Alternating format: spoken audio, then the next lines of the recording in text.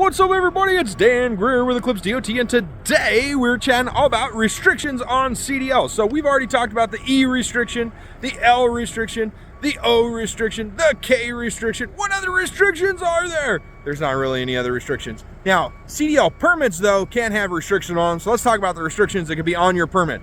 They've got this new one. It's called the X restriction, right? X restriction? X restriction. That's right, as an X-ray. Okay, what the X restriction is for anybody who's got a tanker's endorsement on their permit. And what it means is you cannot drive a tanker vehicle with liquid in the tank. Yes, our government is that smart. They say, we don't want you to learn how to drive with actual stuff in the tank till you get your CDL and you go out on your own, you know? Like, that makes a lot of sense, right?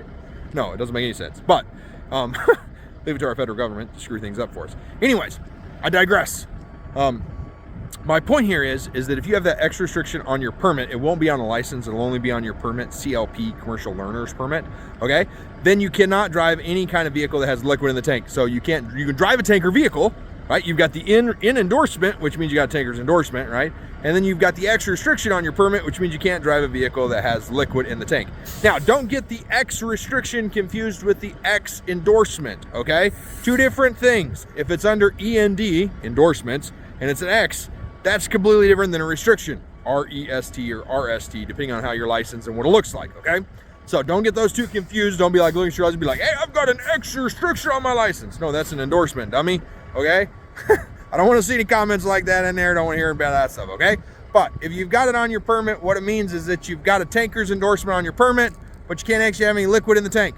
So if you got an X restriction on your permit, don't drive around with any liquid in the tank.